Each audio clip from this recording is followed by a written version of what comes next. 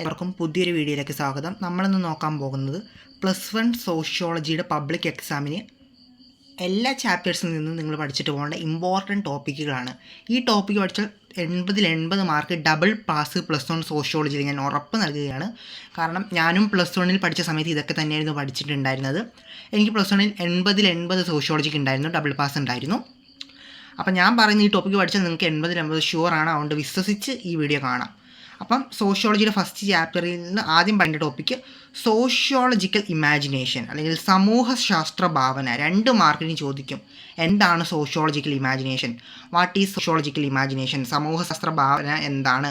ആ ആശയം അവതരിപ്പിച്ചത് ആരാണ് എന്നൊക്കെ ചോദിക്കും. അത് വൺ ബൈ ആയിട്ട് ചോദിക്കും. ആരാണ് സമൂഹശാസ്ത്ര ഭാവന എന്ന ആശയം അവതരിപ്പിച്ചത്? നമുക്ക് എല്ലാവർക്കും അറിയാം, സി റൈറ്റ് മിൽസ് ആണ്. അടുത്ത topic sociology and common sense. സമൂഹശാസ്ത്രവും സാമാന്യ ബോധവും തമ്മിലുള്ള വ്യത്യാസം. 4 മാർക്കിന് ചോദിക്കും.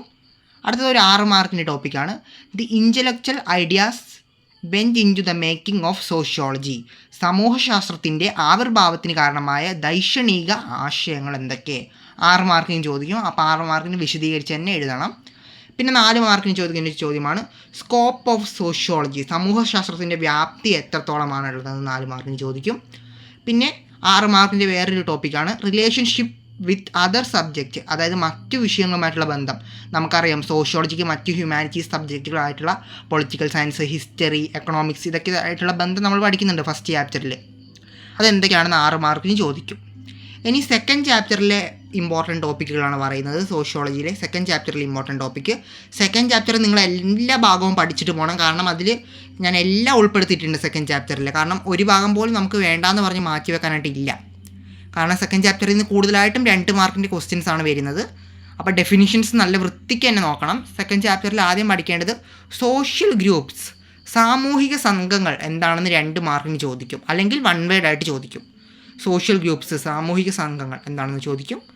ക്വാസി ഗ്രൂപ്പ്, അർദ്ധ സംഘങ്ങൾ എന്താണെന്ന് 2 മാർക്കിന് ചോദിക്കും. ക്യാരക്ടറിസ്റ്റിക്സ് ഓഫ് സോഷ്യൽ ഗ്രൂപ്പ്, സാമൂഹിക സംഘങ്ങളുടെ സവിശേഷതകൾ എന്തൊക്കെയാണെന്ന് 4 മാർക്കിന് ചോദിക്കും. പിന്നെ പ്രൈമറി ആൻഡ് സെക്കൻഡറി ഗ്രൂപ്പ്സ്, പ്രാഥമിക സംഘവും ദ്വിതീയ സംഘവും തമ്മിലുള്ള വ്യത്യാസം ഉദാഹരണ സഹിതം 4 മാർക്കിന് ചോദിക്കും. പിന്നെ in groups and out groups, സ്വഗണവും ഗണവും തമ്മിലുള്ള വ്യത്യാസം 4 മാർക്കിന് ചോദിക്കും. ഇനി അടുത്ത ടോപ്പിക്ക് റിഫറൻസ് ഗ്രൂപ്പ്, സൂചിത ഗണം എന്താണെന്ന് 2 മാർക്കിന് ചോദിക്കും. പിയർ ഗ്രൂപ്പ്, സമപ്രായക്കാരുടെ ഗണം എന്താണെന്ന് 2 മാർക്കിന് ചോദിക്കും. സോഷ്യൽ സ്ട്രാറ്റിഫിക്കേഷൻ, സാമൂഹ്യ ശ്രേണീകരണത്തെക്കുറിച്ച് 4 മാർക്കിന് ഒരു ക്വസ്റ്റ്യൻ ഉണ്ടാകും. പിന്നെ പദവി, സ്റ്റാറ്റസ് 2 മാർക്കിന് ചോദിക്കും. റോൾ, പങ്ക് 2 മാർക്കിന് ചോദിക്കും. സ്റ്റാറ്റസ് സെറ്റ്, പദവി കൂട്ടം എന്താണെന്ന് 2 മാർക്കിന് ചോദിക്കും. സ്റ്റാറ്റസ് സീക്വൻസ്, പദവി അനുക്രമണം എന്താണെന്ന് 2 മാർക്കിന് ചോദിക്കും. റോൾ സ്റ്റീരിയോ ടൈപ്പിംഗ്, ധർമ്മസ്ഥിരത എന്താണെന്ന് ചോദിക്കും 2 മാർക്കിന്. അതേപോലെ തന്നെ സോഷ്യൽ കൺട്രോൾ, സാമൂഹിക നിയന്ത്രണം എന്താണെന്നും 2 മാർക്കാറുണ്ട്. അടുത്ത ടോപ്പിക്ക് ഫോംസ് ഓഫ് ഫാമിലി, അതൊരു 6 മാർക്കിൻ്റെ ചോദ്യമാണ്. ഫോംസ് ഓഫ് ഫാമിലി, അതായത് വിവിധ തരം കുടുംബങ്ങൾ ഏതൊക്കെയാണെന്ന് ചോദിക്കാറുണ്ട്. ഫോംസ് ഓഫ് ഫാമിലി, വിവിധ തരം കുടുംബങ്ങൾ ഏതൊക്കെയാണെന്ന് ചോദിക്കാറുണ്ട്. അതേപോലെ തന്നെ ഫോംസ് ഓഫ് മാരേജ്, വിവിധ തരം വിവാഹങ്ങൾ. ചിലപ്പം ഫോംസ് ഓഫ് ഫാമിലി ചോദിക്കും, വിവിധ തരം കുടുംബങ്ങൾ ചോദിക്കും. അല്ലെങ്കിൽ ഫോംസ് ഓഫ് മാരേജ്, വിവിധ തരം വിവാഹങ്ങൾ ചോദിക്കും. ഏതെങ്കിലും ഒന്ന് ചോദിക്കാറുണ്ട്. പിന്നെ എക്സോഗമി ആൻഡ് എക്സോഗമി, അതായത് സ്വഗണ വിവാഹവും അന്യഗണ വിവാഹവും തമ്മിലുള്ള വ്യത്യാസം 4 മാർക്കിന് ചോദിക്കും. കിൻഷിപ്പ്, ബന്ധുത്വം എന്താണെന്ന് 2 മാർക്കിന് ചോദിക്കും. പിന്നെ പവർ, ശക്തി എന്ന് പറയുന്നൊരു ആശയത്തെക്കുറിച്ച് നമ്മൾ പറയുന്നുണ്ട്. പവർ, ശക്തി എന്താണെന്ന് 2 മാർക്കിന് ചോദിക്കാറുണ്ട്. അതോറിറ്റി, അധികാരം എന്താണെന്ന് 2 മാർക്കിന് ചോദിക്കാറുണ്ട്. സ്റ്റേറ്റ്ലെസ് സൊസൈറ്റീസ്, രാഷ്ട്രരഹിത സമൂഹത്തെക്കുറിച്ച് 4 മാർക്കിന് ഒരു ക്വസ്റ്റ്യൻ വരാറുള്ളതാണ്. പിന്നെ ഫീച്ചേഴ്സ് ഓഫ് സ്റ്റേറ്റ്, രാഷ്ട്രത്തിൻ്റെ സവിശേഷതകൾ എന്തൊക്കെയാണെന്ന് ചോദിക്കാറുണ്ട്. പിന്നെ ഫീച്ചേഴ്സ് ഓഫ് റിലീജിയൻ, മതത്തിൻ്റെ സവിശേഷതകൾ. പിന്നെ നമ്മുടെ കൾച്ചറിനെ കുറിച്ച് പറയുന്ന പാഠമുണ്ടല്ലോ, 4ാമത്തെ പാഠം. 4ാമത്തെ പാഠത്തിലല്ലേ കൾച്ചറിനെ കുറിച്ച് പറയുന്നത്? യെസ്. അവിടെ ആദ്യം തന്നെ നോക്കേണ്ടത് സംസ്കാരം, കൾച്ചർ എന്താണെന്ന് 2 മാർക്കിന് ചോദിക്കും. കൾച്ചറിൻ്റെ ഡെഫിനിഷൻ പഠിച്ചിട്ടുണ്ടാവണം. അതേപോലെ തന്നെ 6 മാർക്കിന് 4ാമത്തെ ചാപ്റ്ററിൽ നിന്ന് ഇമ്പോർട്ടൻ്റ് ആയിട്ട് വരുന്ന ചോദ്യമാണ് ഡയമെൻഷൻസ് ഓഫ് കൾച്ചർ, സംസ്കാരത്തിൻ്റെ മാനങ്ങൾ. 6 മാർക്കിന് ചോദിക്കും. അതേപോലെ തന്നെ 4 മാർക്കിന് ചോദിക്കാൻ വേറൊരു ടോപ്പിക്കാണ് എത്നോസെൻട്രിസം ആൻഡ് കോസ്മോപൊളിറ്റാനിസം, വംശീയ കേന്ദ്രോത്മുഖതയും സാർവജനീനതയും തമ്മിലുള്ള വ്യത്യാസം ചോദിക്കാറുണ്ട്. പിന്നെ 2 മാർക്കിന് അതേ ചാപ്റ്ററിൽ നിന്ന് പറഞ്ഞാൽ സോഷ്യലൈസേഷൻ, സാമൂഹ്യവൽക്കരണം എന്താണെന്ന് ചോദിക്കും. അതേപോലെ തന്നെ 8 മാർക്കിന് 4ാമത്തെ ചാപ്റ്ററിൽ നിന്ന് ഏജൻസീസ് ഓഫ് സോഷ്യലൈസേഷൻ, സാമൂഹ്യവൽക്കരണത്തിന് ഏജൻസികൾ എന്തൊക്കെയാണെന്ന് 8 മാർക്കിന് എസ്സേ ക്വസ്റ്റ്യൻ വരും. ഇനി 5ാമത്തെ ചാപ്റ്റർ +1 സോഷ്യോളജിയിൽ 5ാമത്തെ ചാപ്റ്ററിൽ ആദ്യം പഠിക്കേണ്ടത് objectivity and subjectivity in sociology, അതായത് സമൂഹശാസ്ത്രത്തിലെ ആത്മനിഷ്ഠതയും വസ്തുനിഷ്ഠതയും തമ്മിലുള്ള വ്യത്യാസം 4 മാർക്കിന് ചോദിക്കും. ഇമ്പോർട്ടൻ്റ് ആണ്, നോക്കണം. പിന്നെ ചാപ്റ്ററിൻ്റെ വേറൊരു ടോപ്പിക്കാണ് സെൽഫ് റിഫ്ലെക്സിവിറ്റി, സ്വയം പ്രതിപതനം, 2 മാർക്കിന് ചോദിക്കും. ട്രയാങ്കുലേഷൻ, ത്രികോണമാപനം 2 മാർക്കിന് ചോദിക്കും. പാർട്ടിസിപ്പൻറ്റ് ഒബ്സർവേഷൻ, പങ്കാളിത്ത നിരീക്ഷണം 4 മാർക്കിന് ചോദിക്കാറുണ്ട്. പിന്നെ അതേപോലെ തന്നെ പങ്കാളിത്ത നിരീക്ഷണത്തിൻ്റെ പരിമിതികൾ 4 മാർക്കിന് ചോദിക്കും. ലിമിറ്റേഷൻസ് ഓഫ് പാർട്ടിസിപ്പൻറ്റ് ഒബ്സർവേഷൻ ചോദിക്കും. പിന്നെ 2 മാർക്കിന് ഇൻ്റർവ്യൂ എന്താണെന്ന് ചോദിക്കും. അഭിമുഖം എന്താണെന്ന് ചോദിക്കാറുണ്ട് 2 മാർക്കിന്. അതേപോലെ തന്നെ 2 മാർക്കിനോ 4 മാർക്കിനോ ടൈപ്സ് ഓഫ് ഇൻ്റർവ്യൂ, പലതരത്തിലുള്ള അഭിമുഖങ്ങളെക്കുറിച്ചും ചോദിക്കാറുണ്ട്. ഇനി നമുക്ക് നോക്കാനുള്ളത് 6ാമത്തെ ചാപ്റ്ററിലെ ഇമ്പോർട്ടൻറ്റ് ടോപ്പിക്കുകളാണ്. 6ാമത്തെ ചാപ്റ്ററിൽ ആദ്യം പഠിക്കേണ്ടത് മെക്കാനിക്കൽ സോളിഡാരിറ്റി ആൻഡ് ഓർഗാനിക് ലാരിറ്റി, യാന്ത്രിക ഐക്യവും ജൈവ ഐക്യവും തമ്മിലുള്ള വ്യത്യാസം 4 മാർക്കിന് ചോദിക്കാറുണ്ട്. പിന്നെ അധികം എല്ലാവരും മിസ് ചെയ്യുന്ന പോകുന്ന 6ാമത്തെ ചാപ്റ്ററിലെ ഒരു ടോപ്പിക്കാണ് പ്രിവിലേജ്ഡ് ഗ്രൂപ്പ്സ്, അല്ലെങ്കിൽ വിശേഷ അവകാശങ്ങളുള്ള സംഘങ്ങൾ, അവരുടെ പ്രത്യേകതകളെക്കുറിച്ച് 4 മാർക്കിനും 2 മാർക്കിനൊക്കെ ചോദിക്കാറുണ്ട്. അത് ഇമ്പോർട്ടൻ്റ് ആണ്, നോക്കണം.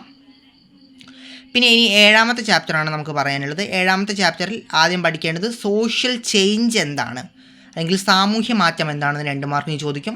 ടൈപ്സ് ഓഫ് സോഷ്യൽ ചേഞ്ച്, വിവിധ തരത്തിലുള്ള സാമൂഹ്യ മാറ്റങ്ങൾ ഏതൊക്കെയാണെന്ന് ചോദിക്കും. കോസസ് ഓഫ് സോഷ്യൽ ചേഞ്ച്, സാമൂഹ്യ മാറ്റത്തിൻ്റെ കാരണങ്ങൾ എന്തൊക്കെയാണെന്ന് ചോദിക്കാറുണ്ട്.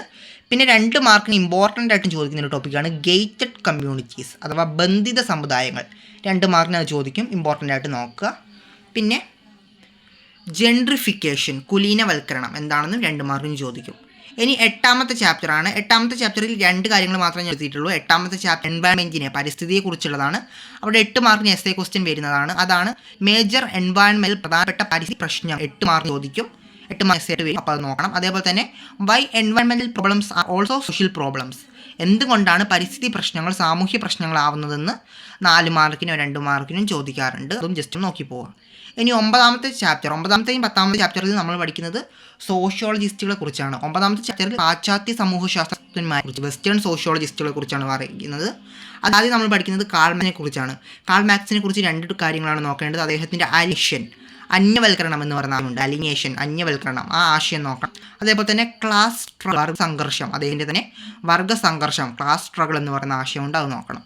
പിന്നെ എമിൽ ദുർക്കിമാണ് 9ാമത്തെ ചാപ്റ്ററിൽ നമ്മൾ 2ാമതായിട്ട് പഠിക്കുന്ന സോഷ്യോളജിസ്റ്റ്. അതിൻ്റെ ഡിവിഷൻ ഓഫ് ലേബർ, തൊഴിൽ വിഭജനത്തെക്കുറിച്ച് നോക്കണം. പിന്നെ നമ്മൾ ലാസ്റ്റ് പഠിക്കുന്ന സോഷ്യോളജിസ്റ്റ് മാക്സ് വെബറാണ്. അദ്ദേഹം ഉദ്യോഗസ്ഥ വൃന്ദത്തെക്കുറിച്ച് ആണ് ചോദിക്കാറുള്ളത്. അദ്ദേഹത്തിൻ്റെ ഉദ്യോഗസ്ഥ വൃന്ദത്തെക്കുറിച്ച് അദ്ദേഹം കുറച്ച് കാര്യങ്ങൾ പറയുന്നുണ്ട്, അതാണ് ചോദിക്കാറുള്ളത്.